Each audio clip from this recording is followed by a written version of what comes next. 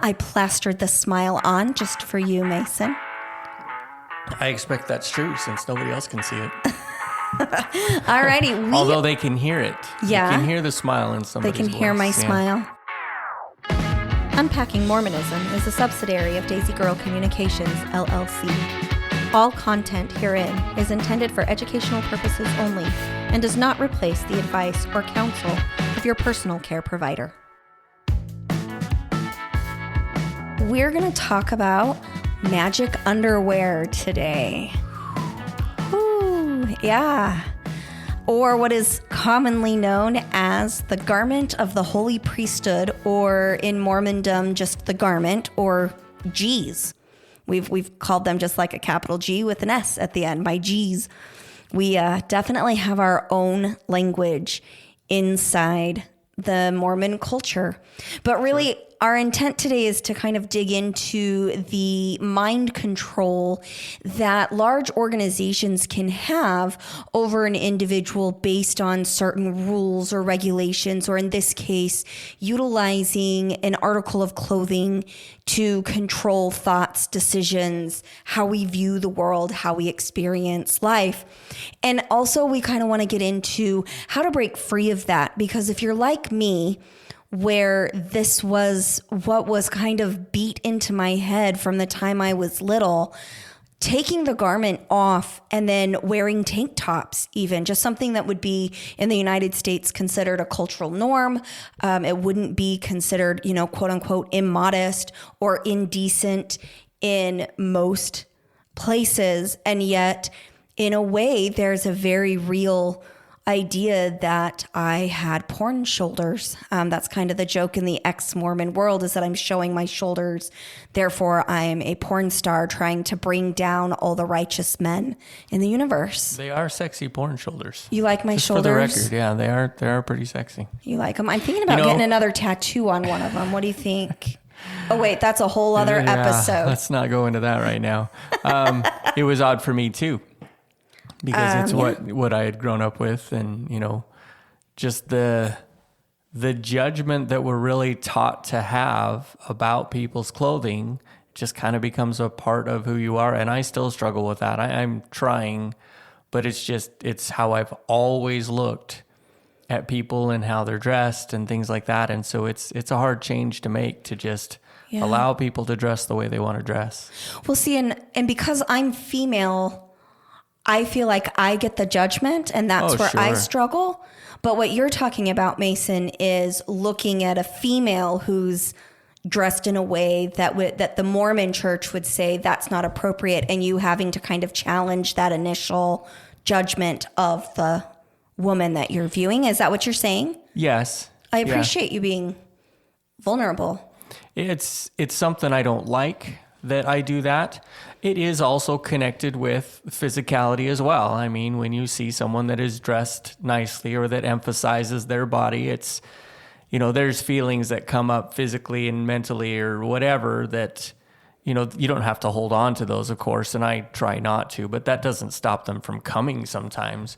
And so there's this struggle of letting go of the judgment I don't want in my life, and allowing someone in my head, because obviously I don't have any control over most people and how they dress, but allowing them to dress the way they want and to be a valued individual in my head, regardless of how they dress. That's a difficult challenge.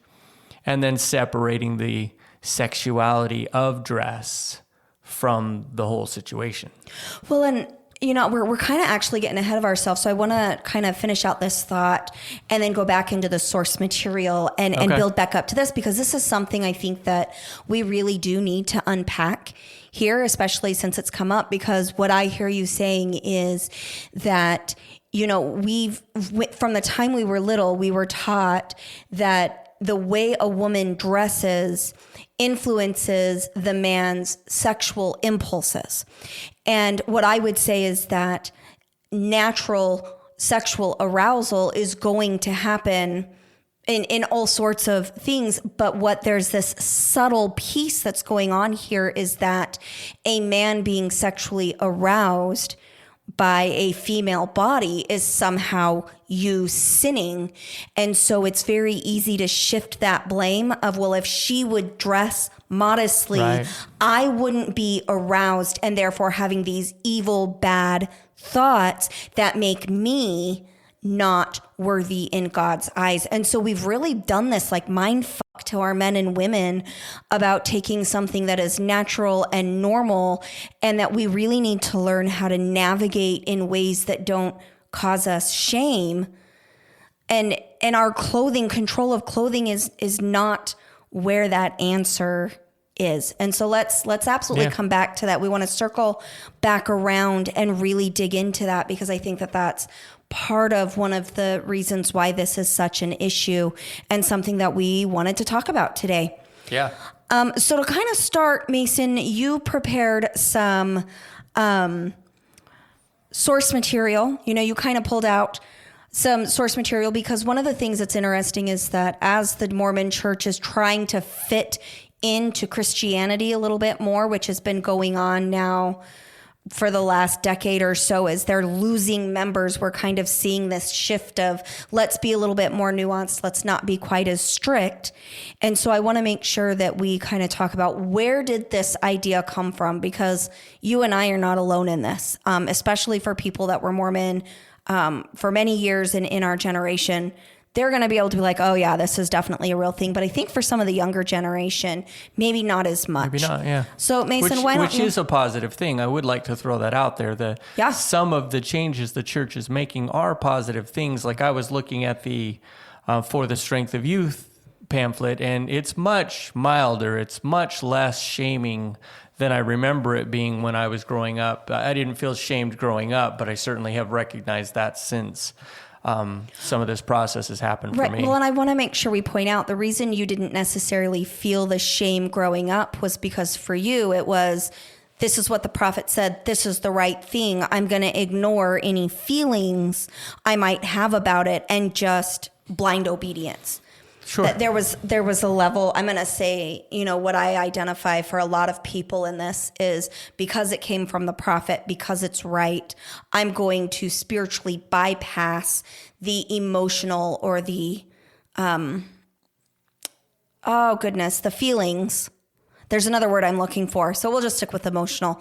But the feelings that we have about something, it's difficult for you to say, oh, I'm reading this out of the For Strength of Youth pamphlet. As long as I follow these rules, I should not feel ashamed or bad because I'm doing the right thing. Right. Therefore, I'm not even going to give how this might make me feel the time of day, because it came from a prophet of God. It's the church. It's the true thing. Absolutely.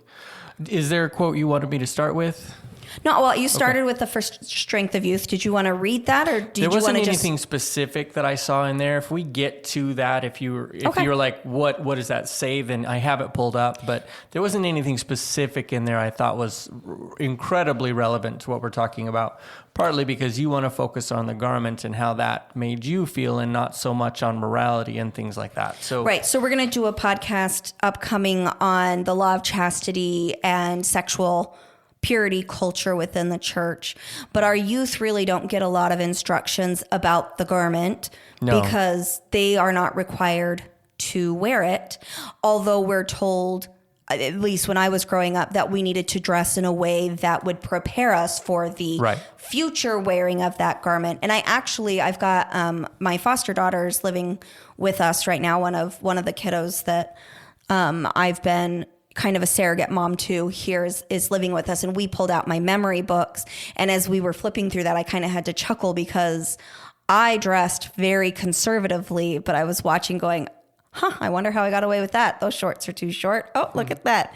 That's too short. It was kind of a funny. It is the standard. A funny thing. It was the standard, and I would have been considered within that standard and still kind of like, interesting. Yeah. So we don't want to focus on the quotes too much, but I am just going to kind of throw them out there. So the two that I want to start with, one comes from the temple endowment itself, that talks about the garment, and then one comes from the handbook the handbook of instructions, book 2. There really is only one book now, but it is, if you've ever been through a temple recommend interview, there's a whole bunch of questions on the left, and then on the right, there's instructions about the garment. That's what this is. So the first one is from the temple ceremony. It says, "You have had a garment placed upon you, which you were informed represents the garment given to Adam and Eve when they were found naked in the Garden of Eden, and which is called the garment of the Holy Priesthood. This you were instructed to wear throughout your life. You were informed that it will be a shield and a protection to you, inasmuch as you do not defile it, and if you are true and faithful to your covenants." So that comes early on in the endowment session, because you actually get the garments in another ceremony. Right, in the initiatory. That's kind of the reminder of this is what happened. Now, in the handbook and part of the temple recommended review, this is what it says. So hang on, I'm going to slow you down. I think in the initiatory, when they place it upon you, which was creepy, y'all. So for me, when I went through the initiatory, I was naked under a sheet. So basically think of like a regular bed sheet with the hole cut in for your head. And then it zipped up the front, but it was open on the sides. And as they did the washing and anointings, they literally placed oil on my naked body underneath this sheet. Right. It was totally creepy. And then at the very end, we open the sheet up from the bottom, and they help you pull a garment onto you in that initiatory. And it's really, again, really weird, because it was these old ladies that I didn't know that were helping me get dressed in this underwear. And they gave me that same, this is to cover your nakedness. If you wear it appropriately, it's going to protect you. And from who knows what, ghosts and goblins and zombies, I guess. But well, that's kind of explained a little bit more in this next quote too. So, all right, go ahead. "When properly worn, it provides protection against temptation and evil. Wearing the garment is also an outward expression of an inward commitment to follow the Savior. Endowed members should wear the temple garment both day and night. They should not remove it, either entirely or partially, to work in the yard or for other activities that can reasonably be done with the garment worn properly beneath the clothing. Nor should they remove it to lounge around the home in swimwear or immodest clothing. When they must remove the garment, such as for swimming, they should put it back on as soon as possible.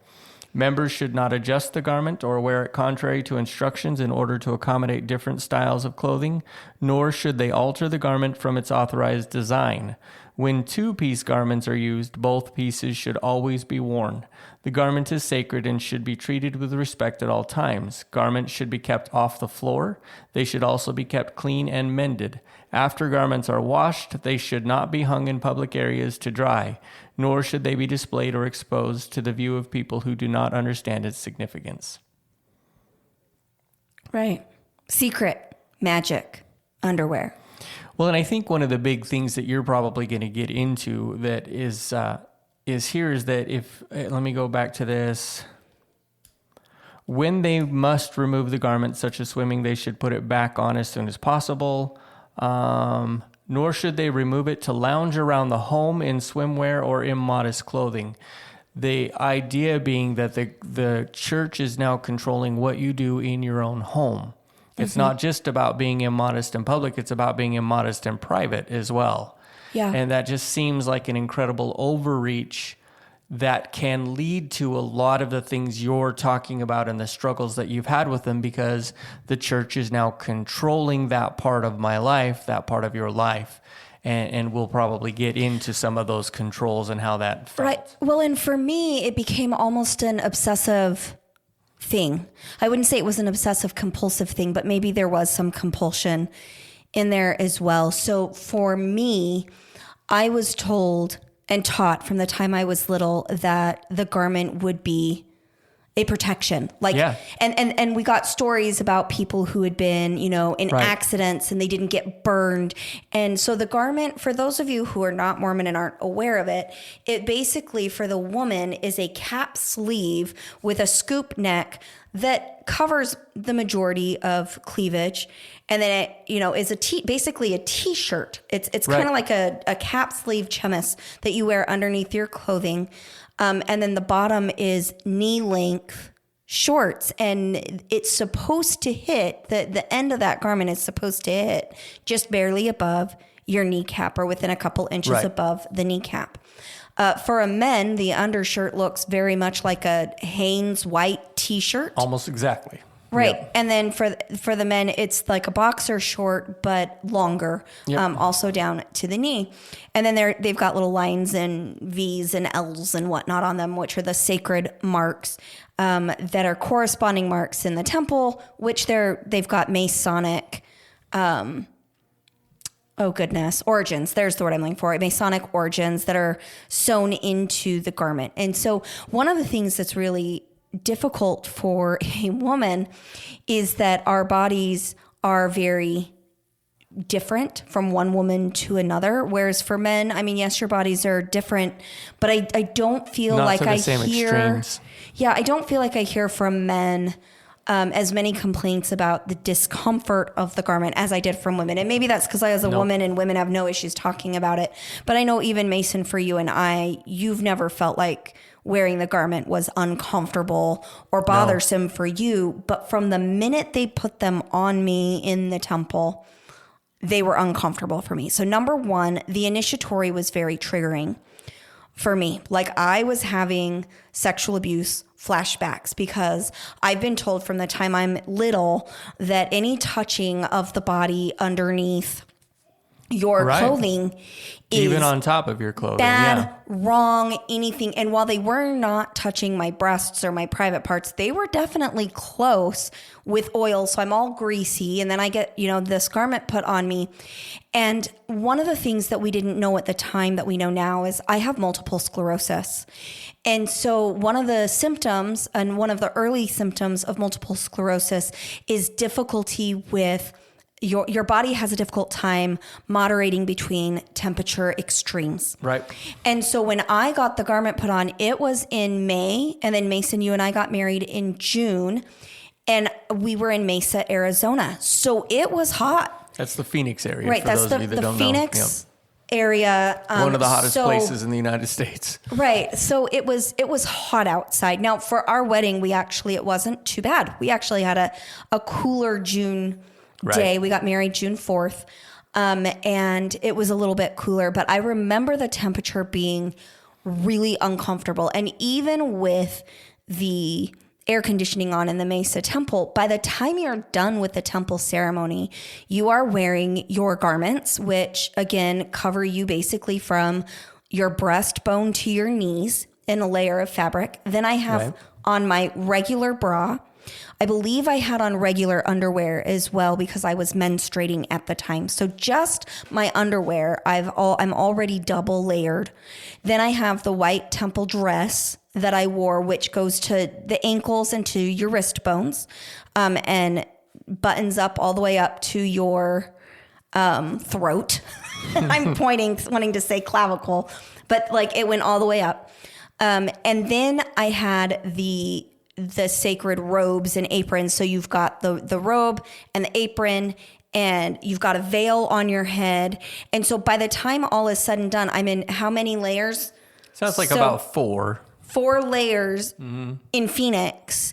Yes, it's inside. Yes, it's air conditioned, but my body does not regulate well from hot to cold. So when I get really, really hot, it takes me much longer than a normal person to cool back down. And when I get really, really cold, it takes much longer than a normal person for me to heat back up.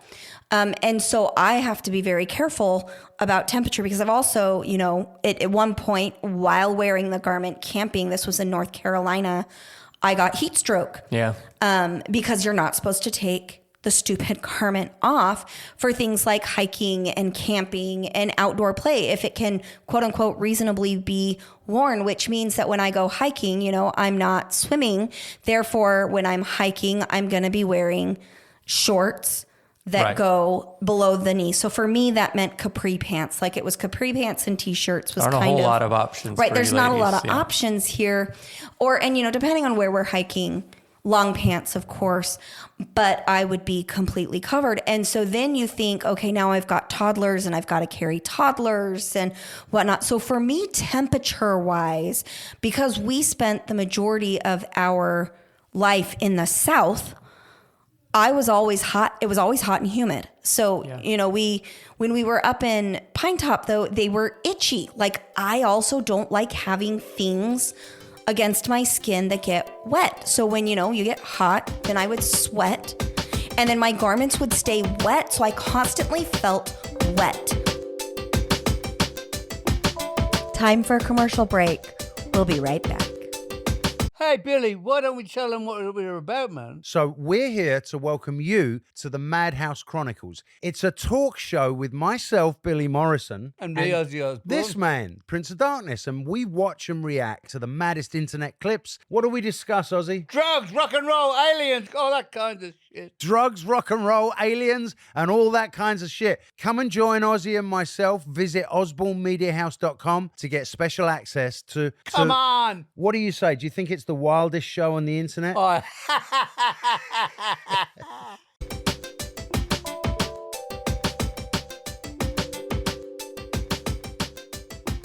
Underneath, especially under my breasts where I would put, so I had the garment on and then the bra on top.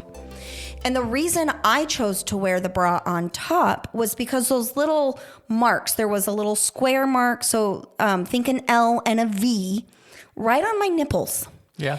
And I've got big boobs, y'all. I'm not a little girl over here. I've got some big mamachitas that, yes, Mason's a fan of the boobs. I'm actually like holding them while I'm talking. Mason, your eyebrows went up like, whoa, what are you doing? It ain't bothering me.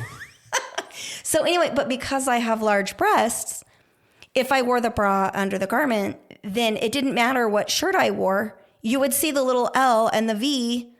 So instead of having, headlights, now I had headlights with an L and a V on them.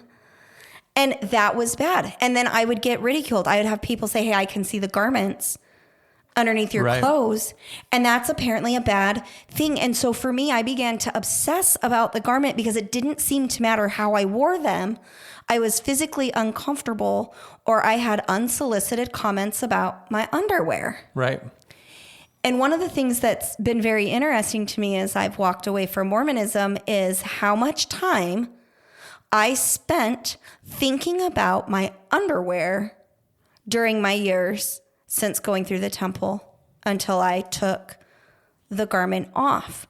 But what also came for me was how much time other people focused on Sarah's underwear. Like, it's not just that they were focusing on their own wearing of the garment, but it was considered culturally appropriate for random people to tell me they could see my garment. Yeah. And as a mother of small children, I mean, holy smokes, the kids that lift your shirt, they, if they're nursing, they're like digging for your boobs. Like, these are normal things. We're talking about boobs a lot today. It's a booby episode. But we talk about those things, and there was no way for me to do it right. It didn't matter how hard I tried.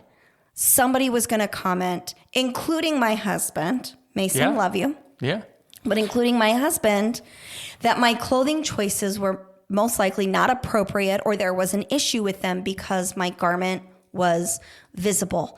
And when I'm saying my garment was visible, I'm talking about the little things. So I had to wear a padded bra, okay? Because can't wear non-padded bras or you can see the V and the L on my boobies, right? Okay?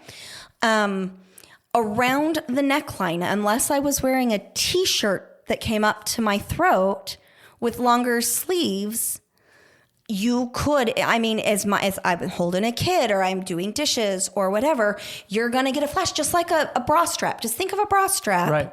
You might get the occasional flash of what was a little white lace thing. And I had men at church tell me that I needed to change my clothes, that I was immodest.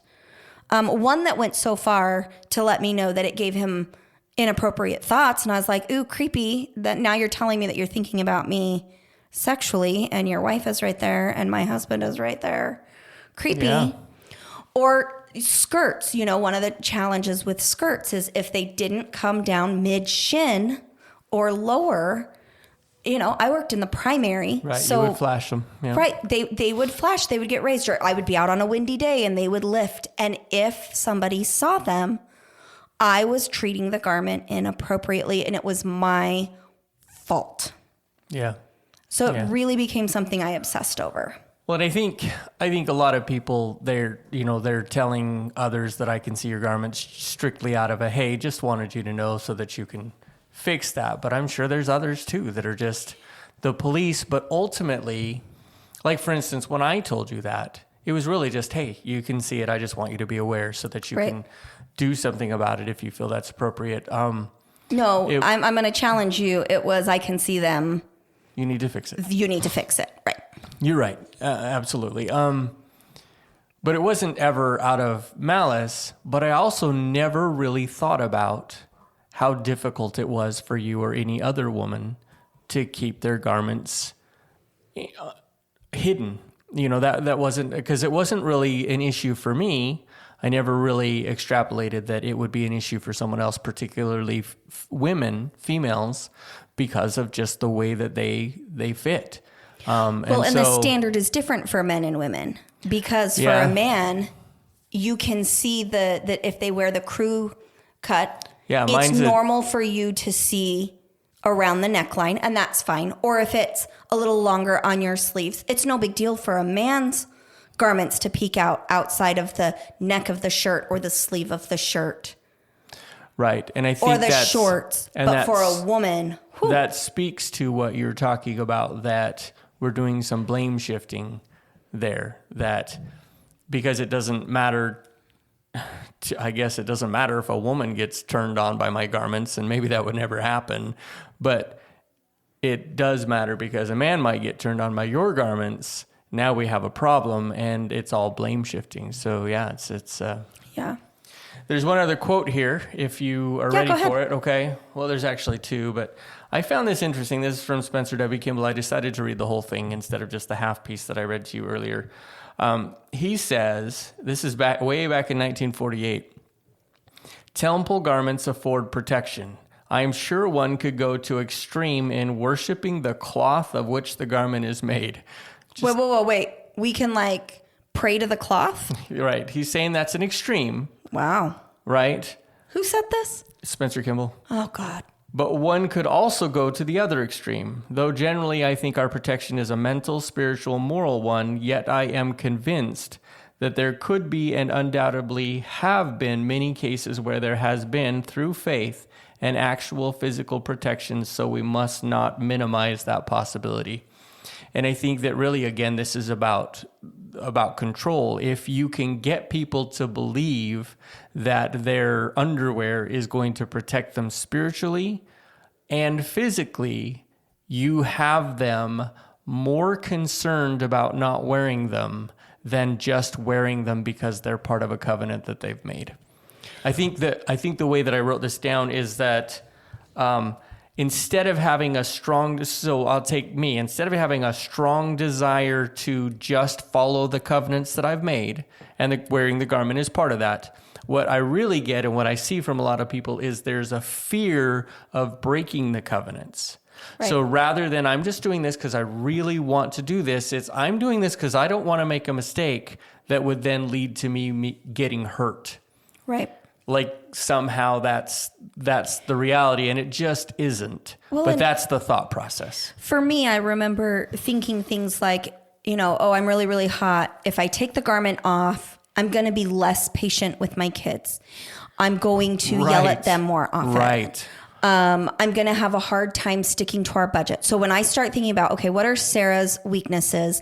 Sarah is a stress emotional eater and a stress spender.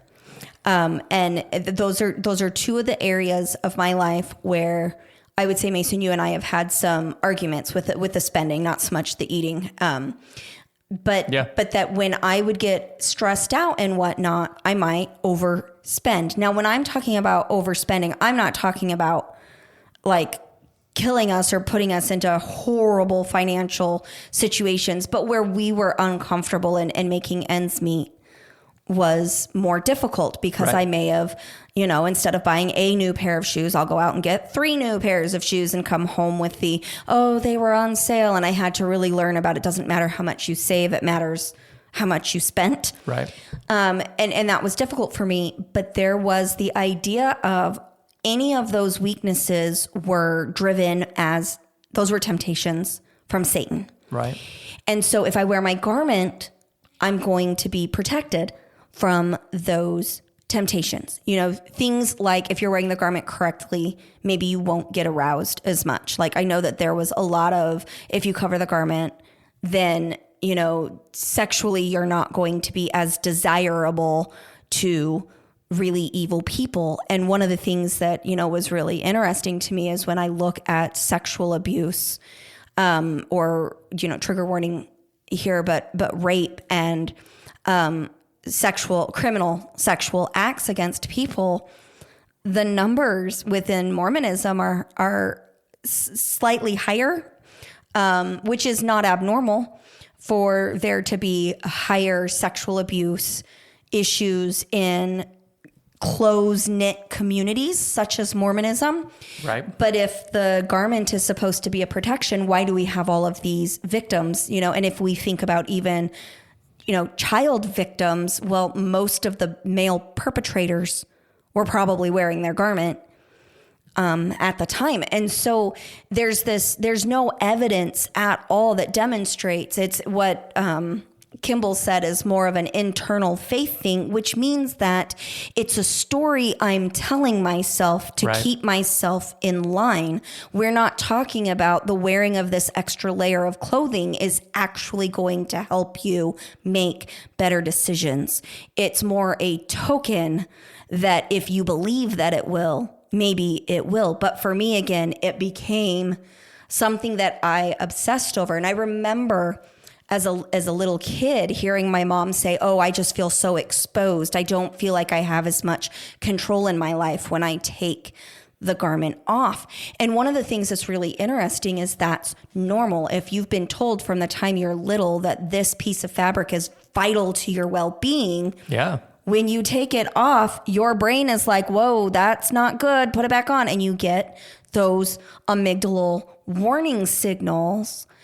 But if you push through them, I can say, you know, for me, Sarah Westbrook, when I took them off, it was because I'd finally hit a place in my life where I was like, guess what? Because I wear my garment, I'm not playing outside with my kids in a Missouri summer. Right. Or in a Texas summer. So I started taking them off more frequently for outdoor activities. And I would wear shorter shorts and a tank top and put sunblock on because, y'all, I'm a white chick. Like, I am snowman white. I do not tan. I burn and then freckle, okay? But I would put on sunblock and I would wear tank tops and shorter shorts in order to go hiking and play with the kids. And I remember having so much fun, Mason. We went to the lake in Killeen, and I don't remember the name of the lake, Belton. It was in Belton, Texas. Belton Lake. And we went there and we camped, and I didn't wear my garments that whole weekend because we were concerned about heat stroke because I'd already had a heat injury, but I wanted to play with the kids. And I remember that whole weekend playing with my kids and having a blast and creating fun memories that I had withheld from myself because of a medical concern and being concerned that I would overheat with the garment. And I know many, many men and women who struggle with feeling overheated in their garments. Right. That's not a, you know, yes, for me, it's maybe a little harder because of the multiple sclerosis, but I'm not alone in feeling overheated with that many layers. And so for me, when I took them off, it was, I'm taking these off so that I can enjoy the time that I'm with my kids. Because once I start to get overheated, I get grumpy. And then I would withdraw from family activities. So did you feel any guilt or shame going along with that, taking off the garments at that time in your life? At that time, no. I was very honest with the bishops at that point. So at that point, I was like, look, I am not wearing the garment the way that they tell us to in the temple. And the reason is because I was getting heat rash underneath the garment. So I would wear it and I had heat rash. Anywhere the garment touched my body, I had a rash. And it was miserable. Like I was itching constantly. And then yeast infections. And I had struggled with yeast infections. You know, I've got infertility issues and yeast infections. And then, you know, TMI here for more info, read the upcoming book.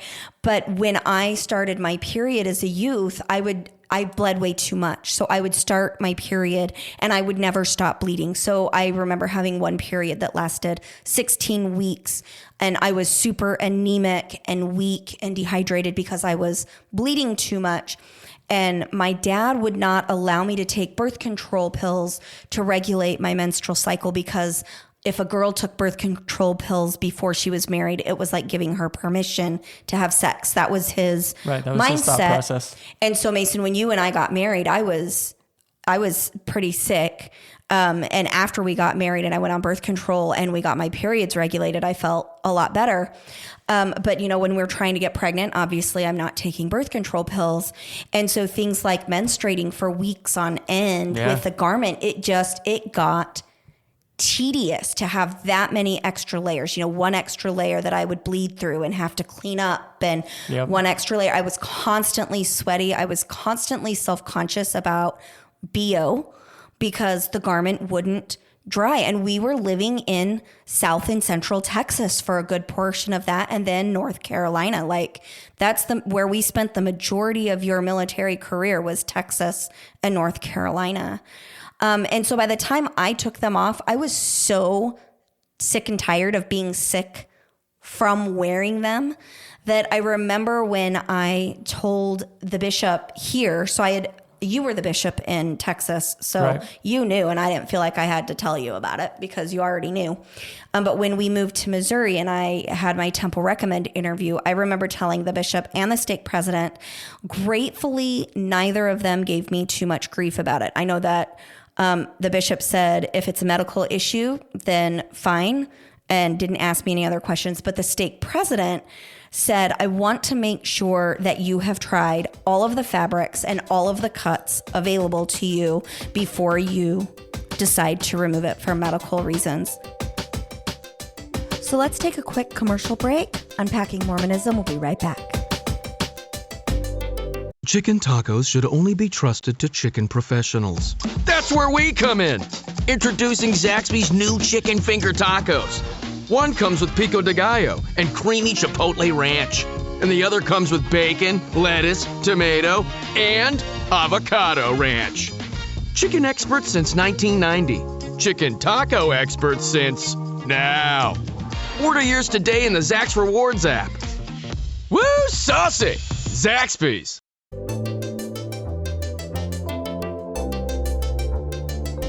And at that point, I was so mad. I was just like, no, you as a man, do not get to tell me as a woman who's been wearing the garment and miserable in wearing it for over 20 years that I need to put it back on and risk more rash, more yeast infection, and less. For me, it really came down. I mean, yes, I was miserable, but I was missing out on outdoor activities with the kids. Like Mason, you would take them and you guys would go off and have a fun time. And I felt left out. And I remember saying, some of my most memorable activities were when I was little. My dad does really well with little kids. And I remember being a kid and my dad being the fun dad and my mom not joining us. My mom didn't have the patience and she didn't enjoy it. Right. And I remember missing my mom and I was missing the fact that I wasn't going. Even things like taking the kids to ball games, like sitting out for Eric's football games. I was miserable because I was overheated and I would sit in the stands and I was grumpy because I didn't feel good. And by taking off the garment, and I'm not talking about, I'm not wearing booty shorts. Right. Like my high knee is not hanging out the back of my shorts. Like I was still very conservative. Wait a minute. Shorts. Are you trying to tell me that taking off the garment didn't turn you into a hooker? No, but I would also say that booty shorts does not make somebody a hooker either. I just wanted to go to the extreme there, right? Right. Like taking off the garment doesn't necessarily mean, in fact, it doesn't ever mean that you now have become a different person. My morality, my personal standards did not change. Right. It might reflect things like your dedication to that particular organization or whatever. Right. But yeah, it doesn't mean that you've suddenly become a different person. And it feels that way in church. It feels like, in fact, I think you said earlier that you hadn't been explicitly told that the garment would be a protection, but I disagree. We have been explicitly told that the garment is a protection. I wanted to go back to, when properly worn, it provides protection against temptation and evil.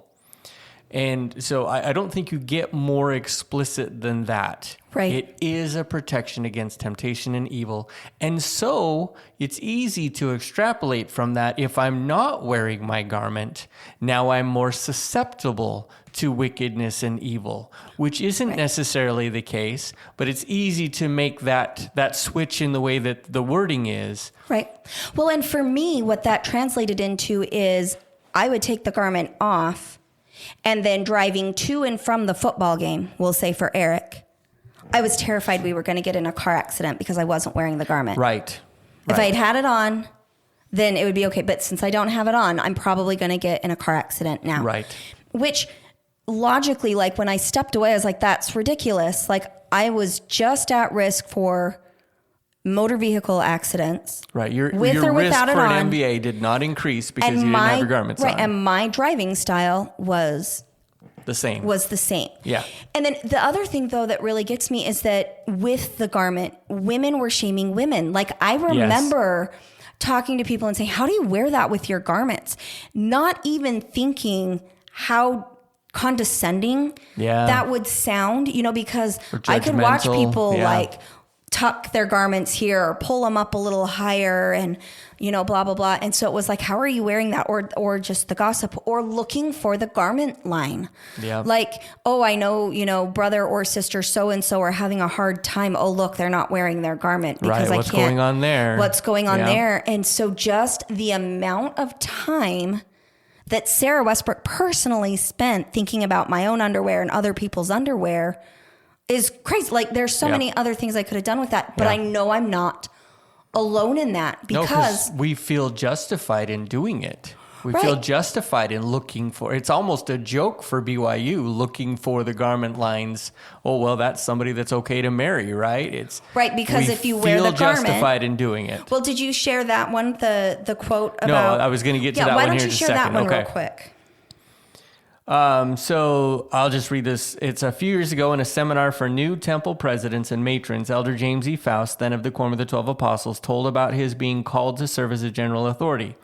He was asked only one question by President Harold B. Lee: do you wear the garments properly? To which he answered in the affirmative. He then asked if President Lee wasn't going to ask him about his worthiness. President Lee replied that he didn't need to, for he had learned from experience that how one wears the garment is the expression of how the individual feels about the church and everything that relates to it. It is a measure of one's worthiness and devotion to the gospel.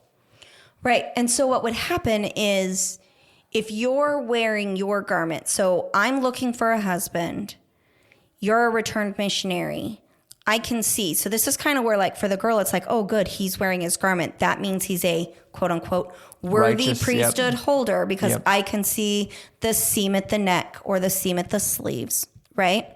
So that means you're worthy. That means you're marriageable material. Right. Whereas for the woman, if you can see my garment, I'm sexually suggestive. I'm immodest. I'm making men struggle.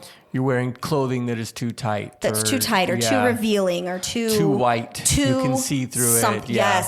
Yes. I still struggle wearing white because I'm terrified that people can see through my clothing. Like that is still that like shadow of Mormonism, although I do have small children still and white attracts sticky fingers like nothing else. Yes, it does. But I couldn't wear a white. Like I'm supposed to wear white in the temple and white in all of these places, but I cannot wear white in my day-to-day stuff because it was too easy to see. Well, and let me add a little piece to this here, just in case if you're members or not members.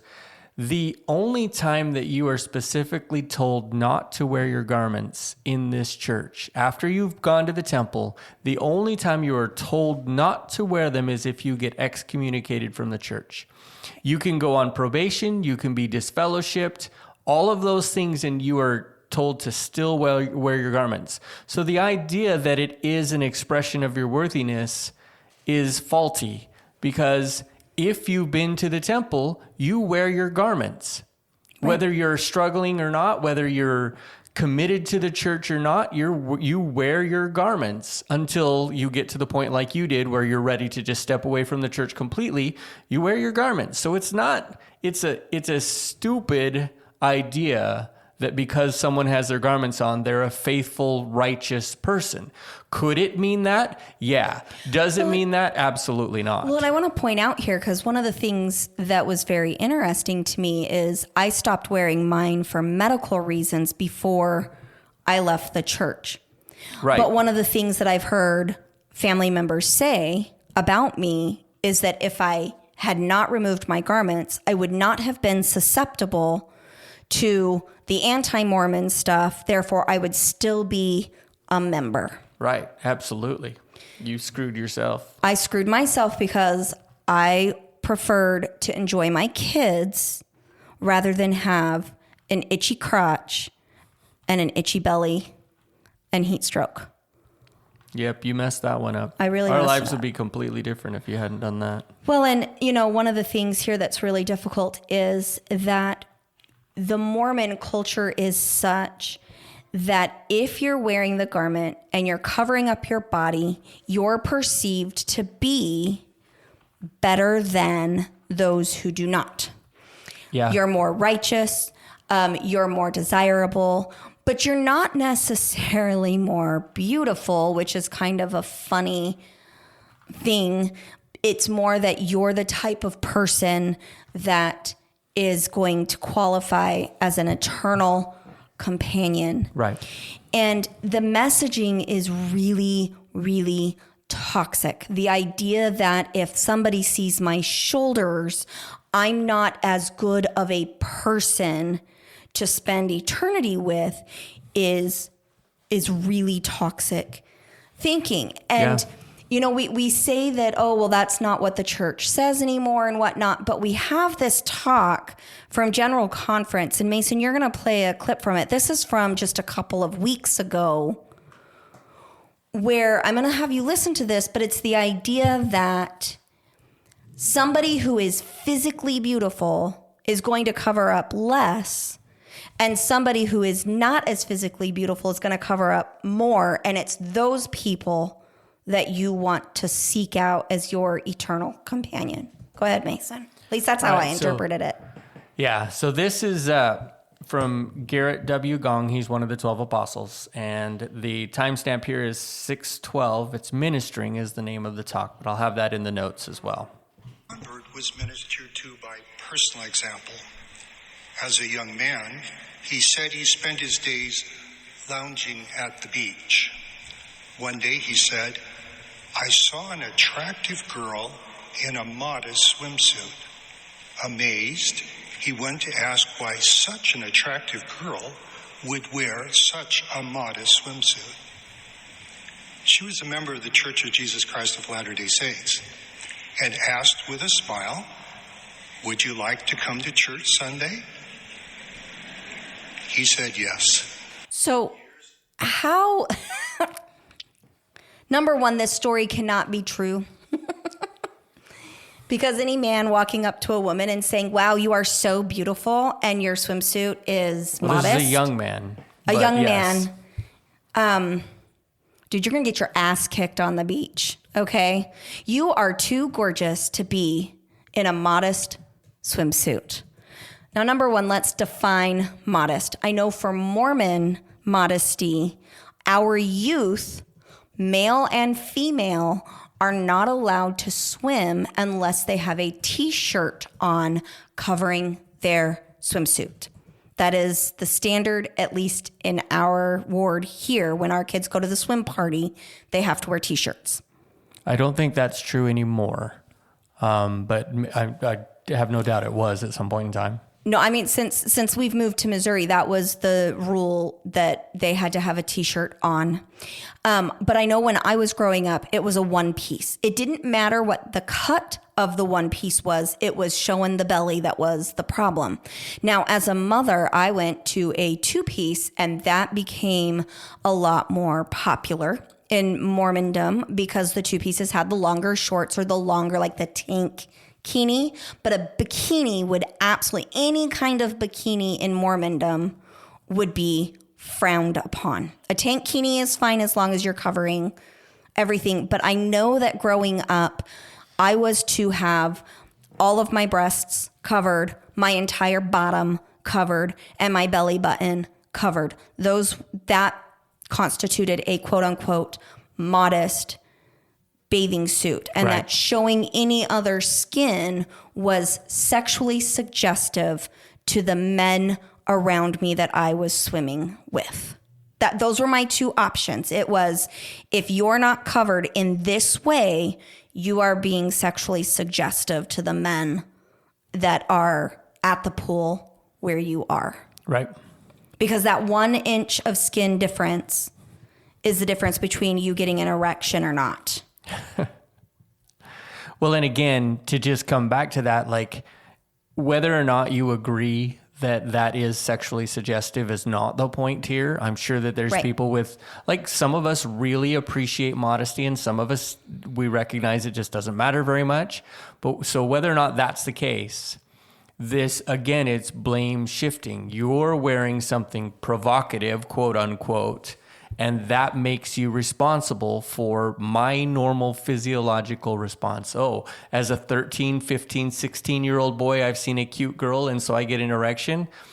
I had erections in high school all the time for no reason at all. I mean, It's just what you're going through as a young man. And so to teach young men that they're, first off, to not teach them that is a normal thing. Is detrimental. When you are a teenager going through puberty, anytime the wind changes or, a door closes, you might get an erection. Right. Like, that's just that they're not necessarily attached to anything sexually provocative at all. Then Let's take a quick break, and we'll be right back.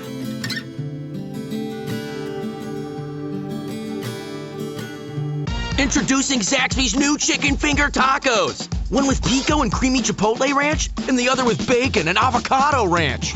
Chicken expert since 1990. Taco expert since now. Woo, saucy! Zaxby's. and then separating that from a guilt or shame response because you got an erection. Now you are supposed to feel guilty or Your shame. thoughts are not pure. Right. Obviously, you saw something and you couldn't control your thoughts. Not true. So we don't teach them that erections just happen. Second, we don't teach them that an erection does not mean that you're not in control of your thoughts or that you are a bad person or you're guilty now and need to repent. And then thirdly, teaching that because I saw that girl like that, it's her fault that I have a physiological response to that. It's blame shifting, and it's unhealthy for both the man and the woman. It's unhealthy. Right. Well, and from the time I was little, I remember my baptism date, I had brought pink undies. And so when we went to go do the baptism, I remember the frantic search for finding Sarah some white underwear. And the reason I was given was because when my jumpsuit was wet, the men would be able to see my panties. I was 8. Most of the men there were fathers, and I'm certain had seen little girl panties and would not have had a sexual response. And even if they had, that's not your fault as an 8-year-old kid. Right. Well, and it's, again, so this is where we come into that, the idea that the way the woman dresses is how we control men who apparently are too damn stupid to control themselves. With our kids, one of the things that we've tried really hard to do is just normalize that it happens. We've been really honest with our kids where it's been like, hey, that person's really hot. Yeah, that was a little sexy. Whew, I like that. We joke about it in that regular thing, but then we also set appropriate boundaries. You know, that just because you're having a physiological response doesn't mean you need to do something about it, doesn't mean you act on it. Right. I mean, and if you have thoughts that grow from that, fine. You're responsible for your own stuff, your thoughts, right, your actions. And I remember having an argument with my dad once where I pretty much had to get so exaggerated. And I was like, I don't care if I'm walking down the freeway butt ass naked. If a man rapes me, that is not my fault. Now, Absolutely. I do not believe I should be walking down the freeway butt ass naked. But if I was, for any reason, that is not permission for somebody to come up and solicit me in any way. In fact, if I'm walking butt ass naked down the freeway, I probably need to go to the hospital because there's something wrong in my head. Yeah. Well, and you said not solicit me in any way, but really not assume that they can take it from you. Like Right. if they walked up to you and said, hey, you're hot, you want to go on a date? Okay, fine. There's nothing inappropriate about that, but you would do the same thing if you were in clothes. But if you assume that she's asking for sex and you can just take it from her, that's not okay. Right. And I think that's clothed or unclothed. Well, and I think that's one of the issues is that I know that my father grew up in an environment where if a woman was dressed in, you know, whatever way they would say was provocative, she Right. was asking for it, which gave the man liberty to take it. Right. And so we're still having to undo a lot of that thought process. Yeah. So the question, let's move into, okay, so now what do you do about this? Because I know, again, for me, when I took the garment off, I didn't have a whole lot of icky feeling. It was almost, for me, it was relief. Unless I was going to church and not wearing them, then I was really nervous that other people would feel like I was doing something wrong or that I had sinned in some way. Right. They're going to be judging you. Yeah. Yeah. So anyway, I one of the things that I would say is we really need to start challenging the thoughts with reality-based thinking. So things like, you know, looking at numbers that are tangible. So car accidents amongst Mormons versus the rest of the population. How many Mormons do you know have been in a car accident and gotten injured while wearing their garments? How many Mormons do you know that have been burned when there's been a fire with their garments on? Now, are there those stories where people will say, you know, I got burned, whatever, and my garment saved me and I didn't get burned? But I want you to look at how common those stories are and also check in with who's telling the story. Because lying for the Lord is a very real thing.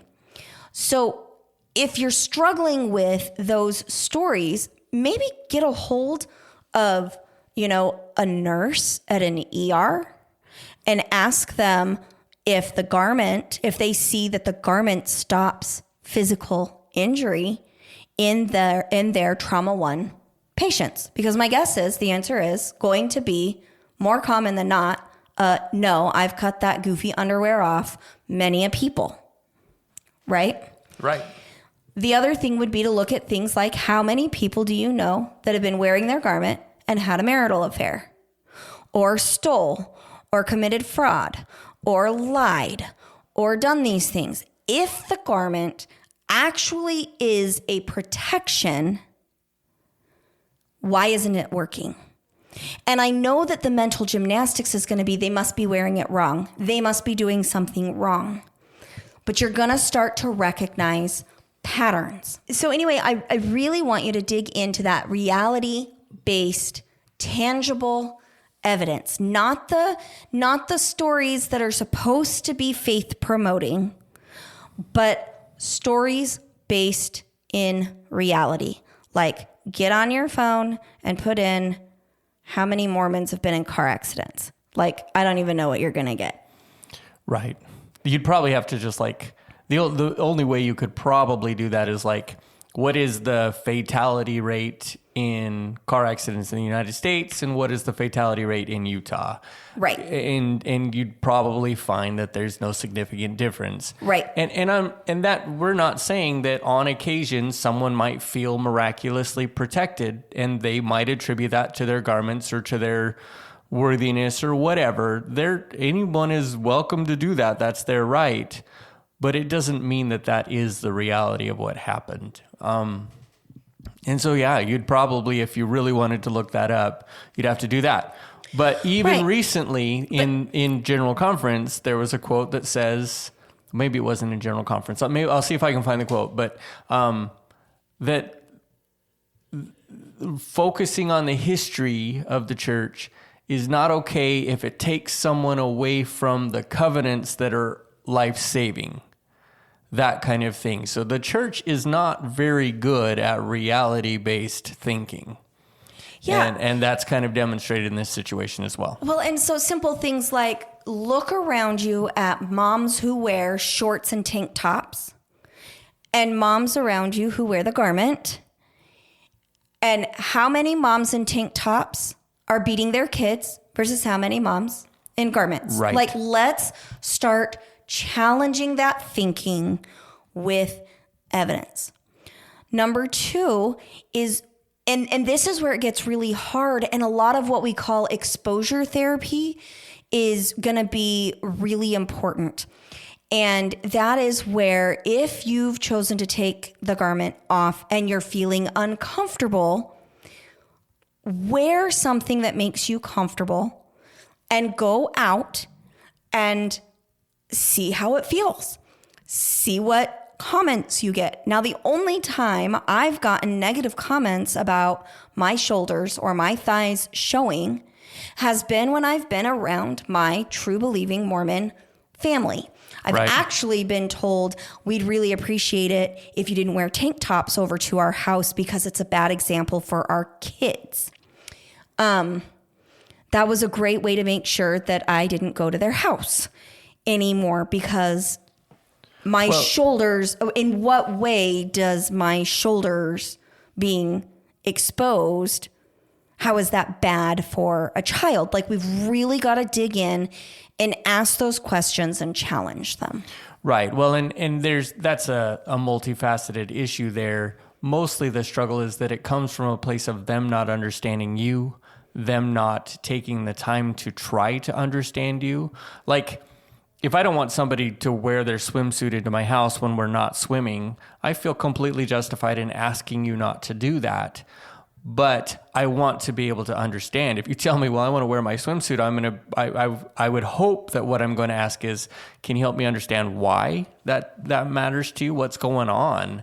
And investigate and understand that person and what's going on in their lives. So, and then the other thing is that if you're concerned about a tank top, well, then take the time to talk to your kids.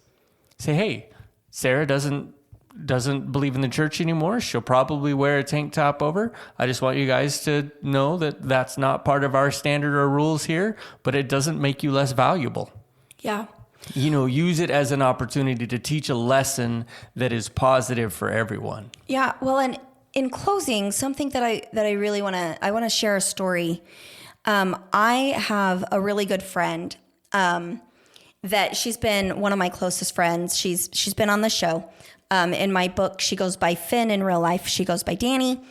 But I went with Danny to the King Spa. It's a Korean spa in Dallas, Texas. And she told me, hey, Sarah, I think you'll really enjoy this place. It's got meditation rooms and whatnot. And then she told me about this area that is basically a Korean wash house. So you're talking about however many patrons are there. They separated male and female locker rooms. But I went to this bathhouse with Danny and I said, yeah, I'll go ahead and give it a try and go soak in the hot tub naked with these other women. Right.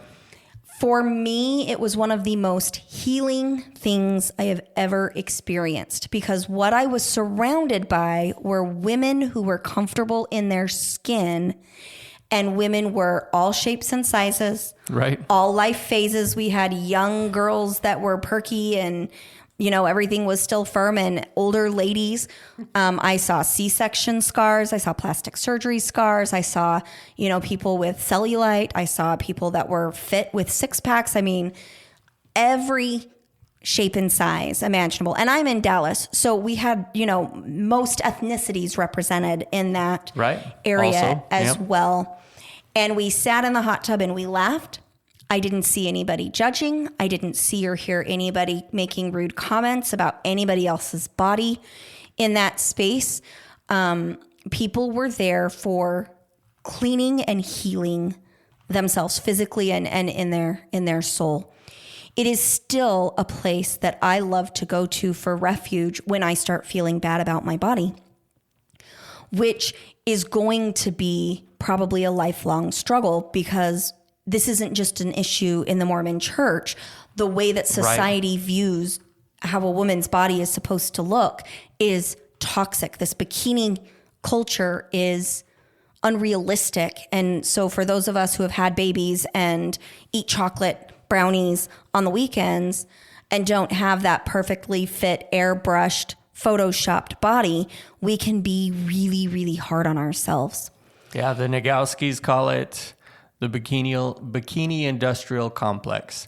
I heard one person say too, maybe a little bit of a squirrel, but I don't think so, the idea that if women stopped buying any kind of makeup or all that kind of thing, all these things that are pushed on us by media. Skincare, makeup, cosmetics. For like 48 hours, there would be a huge impact on the economy in the United States. And, whether or not that's actually true, I don't know. I'm not an economist by any means. But just the idea that there is so much that women particularly are taught that they have to have. They have to have it. I remember one girl I was 16 years old. I went to pick up this girl for a date, and her older sister came down the stairs and was like completely like crazy that I had seen her without makeup. And I'm just like, you're 17, 18 years old. Like, oh my gosh, right? And fine, if you like makeup, fine. Right? I don't have any issues with people who want to wear makeup, but the idea that you cannot be seen without it, it feels like you feel your value is less if you're seen as less beautiful or whatever. And I just hate it, because it takes away from the natural value that a person has. Right. Well, and I remember being, in this Korean spa where we are all, we're all wet. You can't get into the spas unless you've taken a shower. So none of the women are in there with makeup or anything on. We are all we were all in our natural state, having a wonderful time, small talk, and enjoying. There was one lady there that was, she wasn't laboring, but she was definitely ready to start laboring, and she was trying to relax and get labor going and whatnot. And it was such a beautiful experience to be amongst a group of women who did not perpetuate body shame. I think one of the things, when we're going to be doing a cult series here soon, where we kind of break certain things down to identify why the Mormon church is considered a cult. This is one of them. The fact that the church controls its members, the Mormon church and other organizations control their members by controlling what food they eat, by controlling what they wear, by controlling how they spend their time and their money, that all of those systems of control are what qualifies them for being considered a cult. I can say that I'm a much happier and more comfortable person without my magic underwear on. Now I wear regular underwear, for those of you who are wondering. And most importantly, I enjoy going on hikes with my kids and playing outside and catching fireflies and smushing them and painting war paint on their faces so that their faces glow with firefly butt juice. And we have a lot more fun. We're making better memories now because mom is comfortable going outside and she's healthier without that magic underwear that apparently could be worshipped in some societies, according to Kimball. And, you know, everybody's experience with the garment is going to be different. Even RFM talks about how he likes his garments. He still wears them, even though he pretty much doesn't believe in the church anymore. But there seems to be just, you know, there's room for that, no problems. But there doesn't seem to be room in the church for allowing people to do what they feel is best for them. And there is control and manipulation and indoctrination that stays with you. And that is what we want to avoid. We want to avoid those choices that we're making in our lives because they have been pushed on us and we don't feel like we can get away. Again, if you want to follow your covenants, whatever that means for you, great. But if you're afraid not to, that's not healthy for you. And I think that's really the down and dirty of what this situation is. Well, and a lot of people will say, Sarah, the church never made you wear your garments. But the fact of the matter is, if I wanted to participate in the temple, which is like the crowning moment of Mormonism, that is where I'm supposed to be. If a man does not agree that it's okay for me to take my garments off because of heat rash and yeast infections and physical discomfort and whatnot, he has the power to limit my participation in what is considered the highest spiritual ordinance available on the earth today. Yeah. So it doesn't matter if the garment is making me physically ill. There are bishops out there that would say, the Lord will bless you if you wear them anyway. And if you don't, you do not get to have this rite of passage. It doesn't matter how honest you are, how good you are. Right. None of that. It's because you're not wearing a piece of fabric under your clothing that it can keep you out. So yes, the control is subtle. It is a psychological or a mind control tactic, and it is very, very dangerous. Yeah. So thank you so much for listening today. We cannot wait to see you next time.